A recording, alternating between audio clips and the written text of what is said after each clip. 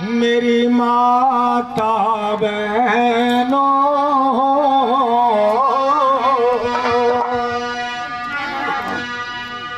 मेरे भाइयों सुन लो,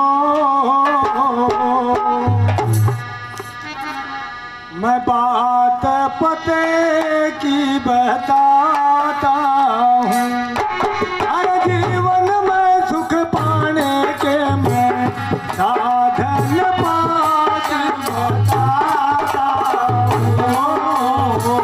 माता बहनों भाइयों सुन लो, बात पते की बताता हूँ।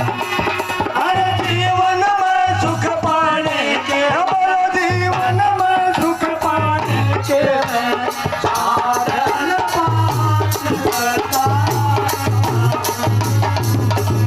माता बहनों भाइयों सुन लो, बात पते की बताता हूँ।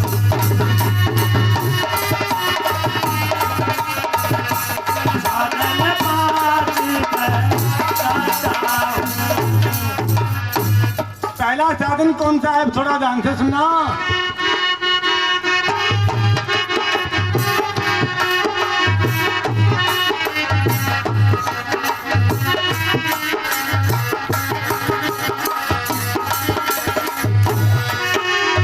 भाई सबसे पहले उस परम पिता का अपने मन में ध्यान करो।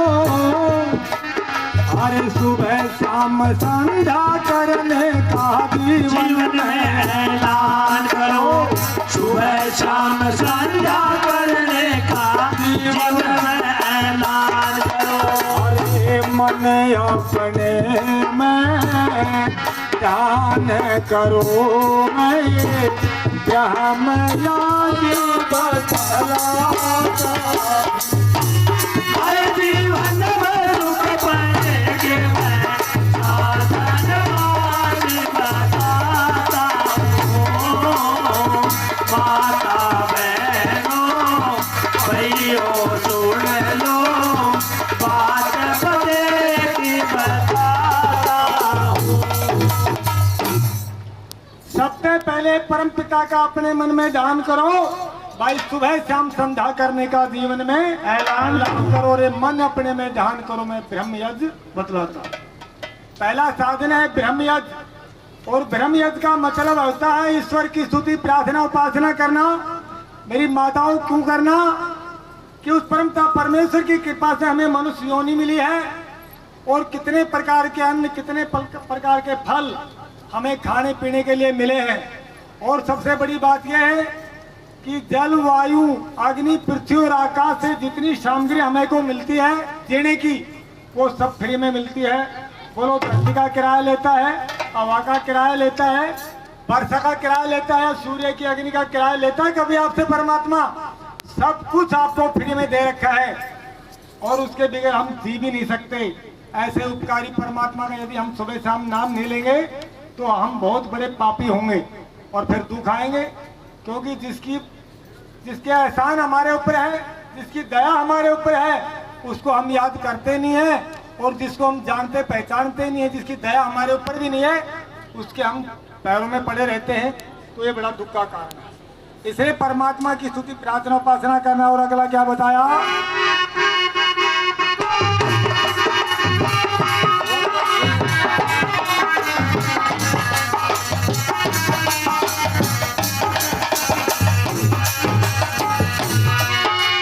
भाई अग्नि होत्र हज करो दी, मन में होई भलाई।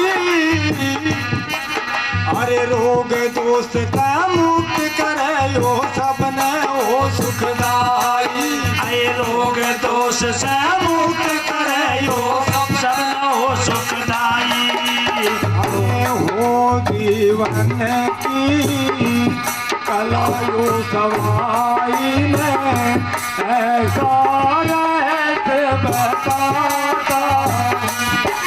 हर जीवन में सुख पाने के मैं साधन पात बताता हूँ।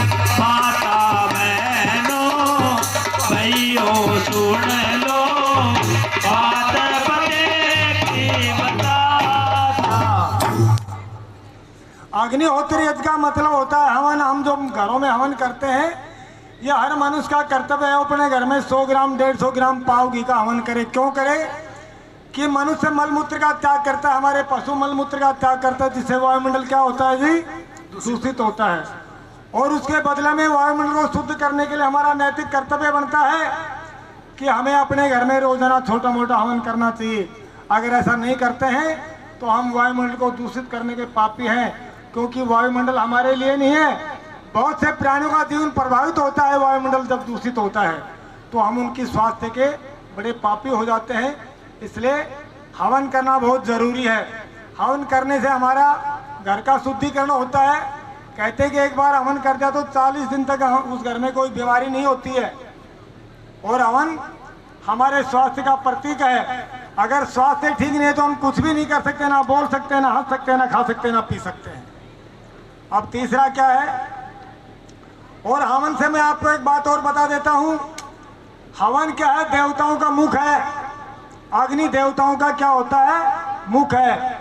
जो हमारे जल वायु अग्नि पृथ्वी और आकाश, ये 5 जड़ देवता हैं। इनकी पूजा हम हवन के द्वारा कर सकते हैं और इनकी पूजा करने का कोई साधन नहीं है। इसलिए हमें यज्ञ करना बहुत ही जरूरी है यदि जीवन में सुख पाना चाहते हो तो। और वह तीसरा यज्ञ इतना जरूरी है। आज जो तीसरा यज्ञ मैं आपके सामने बताने जा रहा हूँ, इसके न होने से हमारे परिवार खंड खंड हो गए, हमारे रिश्ते तार तार हो गए और हमारे बुजुर्गों की इज्जत बिल्कुल भी नहीं रही परिवारों के अंदर। आज जवान सोचता है कि मैं हमेशा जवान रहूँगा, बुढ़े से मतलब क्या है, और उसको पता नहीं कि कल इस बुढ़े की स्थिति तेरी भी आने वाली है। इसलिए बुढ़ापे का बंदोबस्त तू कर ले। और बुढ़ापे का बंदोबस्त क्या होता है माताओं बहनों? संतान को योग्य बनाना। जिसकी संतान योग्य है समझ लो उसका बुढ़ापे का बंदोबस्त हो गया। और जिसकी संतान अयोग्य है, बेकार है, समझ लो उसका बुढ़ापा नरक में चला। तो तीसरा कौन सा सुनिए?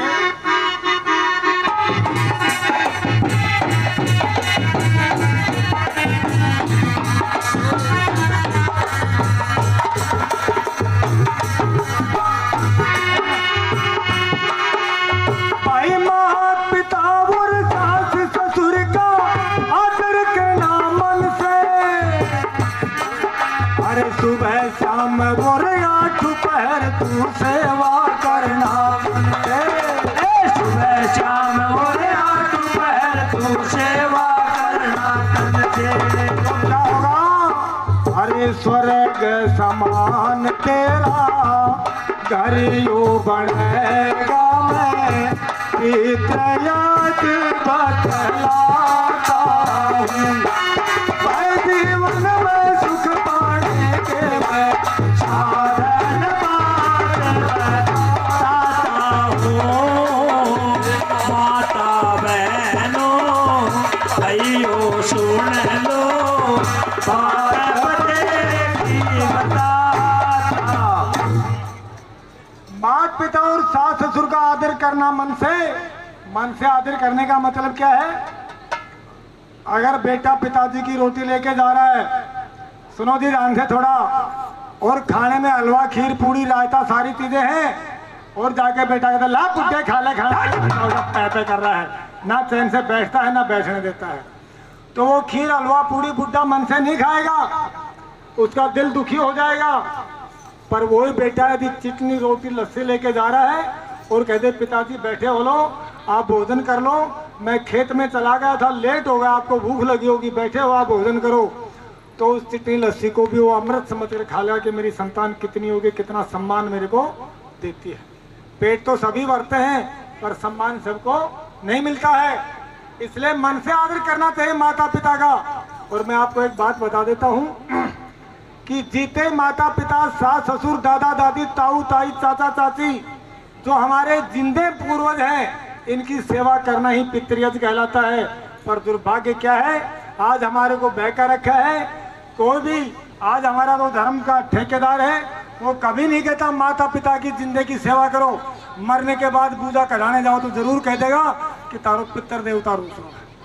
फिर उसकी खीर बनाएंगे, उसका पजामा पहनाएंगे उसको और उसकी रात जगाएंगे, मांस निकालेंगे। पर कभी किसी ने ये नहीं कहा धर्म के ठेकेदारों ने कि तुम्हारे माता पिता जिंदे हैं, इनकी दुर्गति क्यों हो रही है, इनकी सेवा क्यों नहीं करते। आज हमारे घरों में हमारी आज बहुएं हैं, वो अपने बच्चों को थाली में आरती धर देती हैं, दीपक धर देती, जा शिव जी महाराज की पूजा करके आ बेटी, तेरे को अच्छा पति मिलेगा।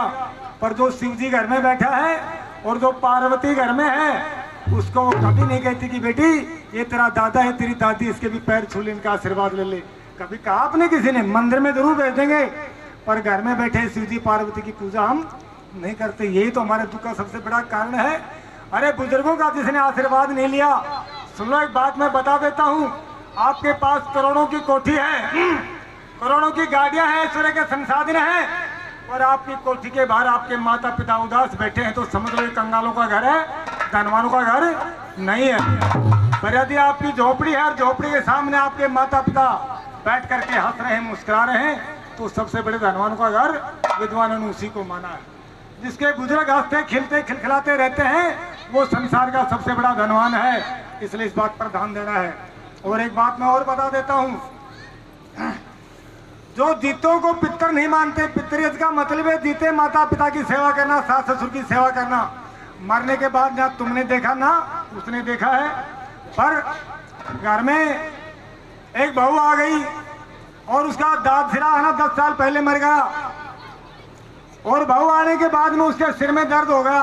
कोई मेरा जैसा बैठ था, उसे गोली गाली दिलाई, आराम नहीं हुआ, तो पड़ोसन से पूछ लिया हमारी बहू के सिर में दर्द है, ठीक नहीं हो रही है।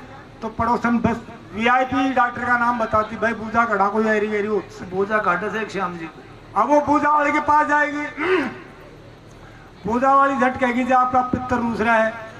अब सासू गई, बूझा कढ़ाई, पितर देवता रूस गया। घर पे आई, बहू ने पूछा माता जी क्या बताया? बोला बेटी 10 साल पहले तेरा दाद सिरा मर गया था, वो पितर बन गया, वो तंग कर रहा है। अब बहू के दुख तो बहुत हुआ, पर चुप रहेगी बेचारी, चलो वो ठीक होगी किसी तरह।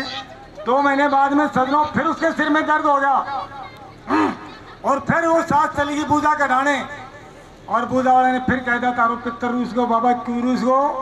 कोई दारू पीड़ो तारे घर आ गो कि दारू पीड़ा घर बहू चली गई। भाई दारू पीड़ा उदा की नंगलो डोलन ऐसे डोलते हैं समाज के अंदर, सारे तो दारू पीते हैं, कोई इक्का दुक्का बच रहा हो तो पता नहीं है। अब बताओ बहू ने गुरुकुल में डाल दिया, बहू तो घर में रहेगी।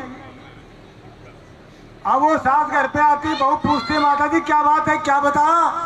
बोला बेटी तेरे दाल सुनो फिर उसको। अब बहू अपने कमरे में जाती है, बैठ के पहले तो रोती है, और फिर पता है क्या कहती है? सुनने की बात है ये, मनन करने की बात है, चिंतन करने की बात है ये। फिर कहते रहे सत्यानाशी बुढ़ला 10 साल पहले मरा था तू, ना मैंने तेरे को देखा ना तूने मेरे को देखा, फिर तेरी मेरी क्या दुश्मनी है? तू मेरे सिर में दर्द कर रहा है। अगर तुझे सिर में दर्द करना है तो तेरी अपनी बहू के घर, तो मेरी सास है, उसने तुझे खाना नहीं दिया होगा, तेरी सेवा नहीं की होगी, तू मेरे पीछे क्यों पड़ रहा है? अब मरो को पितर मानने से आपको पता है क्या दुष्परिणाम निकले हैं? हम अपने आने वाली पीढ़ियों से अपने बुजुर्गों को मरने के बाद भी गालियां दिलवाते हैं, क्योंकि भैंस ने दूध नहीं दिया, बाबू रूस गो, सिर में दर्द होगो, बाबू रूस गो, किमी और नुकसान होगो तो बाबू रूस गो। अब घर में नुकसान हो तो बहू तो गाली काटेगी, बाबा ने काटेगी कि नहीं काटेगी? तो ये हमारा दुर्भाग्य है कि मरने के बाद में हम अपने देवताओं को गालियां निकलवा रहे हैं अपनी संतानों से। इसलिए पितर किसे कहते हैं? जो जीते माता पिता, सास ससुर, दादा दादी, ताऊ ताई, चाचा चाची हैं और वो जिंदा हैं, उनकी सेवा करना ही मेरी माताओं पितृयज कहलाता है। इसलिए जो नई नई बहू बैठी है, बेटियां बैठी हैं, प्रतिज्ञा कर लो, अपने पितरों को रूसने नहीं देना है, उनकी सेवा करनी है, उनको खुश रखना है, उनसे आशीर्वाद लेना है।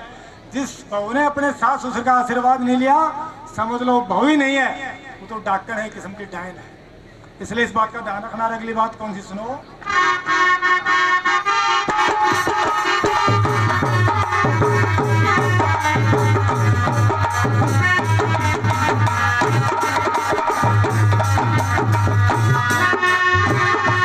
भाई कुत्ता कीड़ी बिल्ली गाय प्राणियों पर दया करो, अरे वो पुरस्कारक धर हाथों से इनको खाने को दिया करो, वो पुरस्कारक धर हाथों से इनको खाने को दिया करो। अरे मत ना पाप किया करो मैं बलि वैश्य यज्ञ बतलाता हूँ।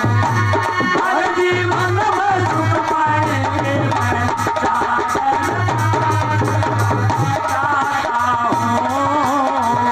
माता बहनों भाइयों सुन लो बात पते की बताता। कुत्ता कीड़ी बिल्ली गाय इन प्राणियों पर दया करो, हो पुरुषार्थ थारे हाथों से इनको खाने को दिया करो। भाई मत ना पाप किया करो, बलि वैश्य यज्ञ बतलाता हूँ। बलि वैश्य यज्ञ का मतलब होता है देना, सहायता करना, ऐसा और लाचार प्राणियों की रक्षा करना बलि वैश्य यज्ञ कहलाता है। इसलिए हम कुत्तों को रोटी देते हैं, गाय को भी देते हैं, कीड़ वगैरह को आटा डालते हैं, और जो भी लाचार प्राणी आपके सामने आता है उसकी रक्षा करना बलि वैश्य यज्ञ कहलाता है। और इसको करो। पर दुर्भाग्य आज ये है कि हमारे गांव से जब हम बाहर निकलते हैं तो एक दारू का ठेका मिलेगा और एक मीट की पंडित क्या मिलेगी, दुकान मिलेगी। और हमारे गांव के जवान बच्चे एक पौवा लेता मिलेगा, एक मीट लेता मिलेगा। अब बताओ फिर हमने दया कहाँ की, प्राणियों को तो हम काट करके खा रहे हैं। इसलिए इस बात का भी ध्यान रखना है।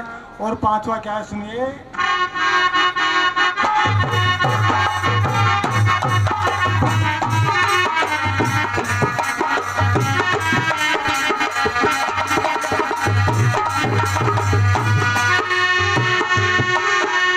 भाई घर आए अतिथि का तुम आदर और सत्कार करो।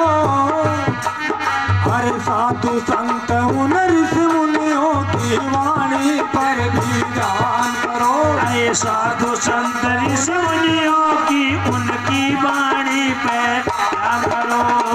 हरे वीर सिंह पर चार करो, मैं ये वेद की बात बताता। हर जीवन में सुख पाएंगे मैं साधन पांच बताता हूँ। माता बहनों भाइयों सुन लो बात पते की बता